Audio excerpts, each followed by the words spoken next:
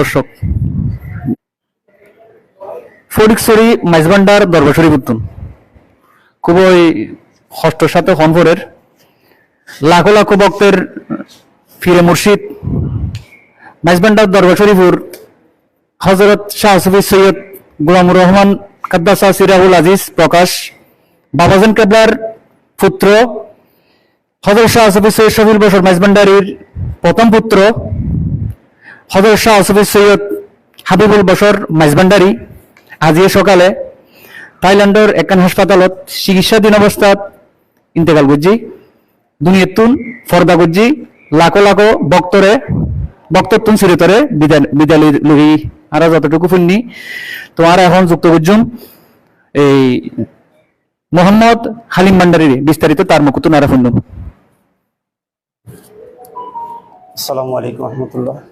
নাহমাদুহু ওয়া নুসাল্লি আলা রাসূলিল কারীম আম্মা বাদ। প্রিয় আশিকানে মেজবান্ডারি ও আশিকানে ওলি আল্লাহ, আজ হুজুর গৌসুল আজম মাওলাই রহমান নূর রহমান সৈয়দ গোলামুর রহমান বাবান্ডারি কদ্দাসিরুল আজিজের নাতি ও গৌসে জামান औलाद रसूल अलहाज मौलाना शाह सुफी सैयद शफीउल बशर मेजबांडारी कद्दासुल अजीज़ेर बड़ शाहजादा पीरे तरीक़त मुर्शिदे बरहक अलहाज मौलाना शाह सुफी सैयद हबीबुल बशर अल हसानी अल मेजबांडारी किबला लक्ष लक्ष आशिकान मुरिदान मुहिब्बिनदेरके सुखेर सागरे बासिए दुनियार सफर समाप्त करे পর্দা করেছেন। অতএব যে যেখান থেকে দেখতেছেন সারা বাংলাদেশ তথা সারা বিশ্বে ভক্ত মুহিব্বিন মুরিদান যে যেখানে আছেন, যাদের সম্ভব আসার আমাদের প্রাণপ্রিয় মুর্শিদ আওলাদ রসুল আলহাজ মৌলানা শাহ সুফি সৈয়দ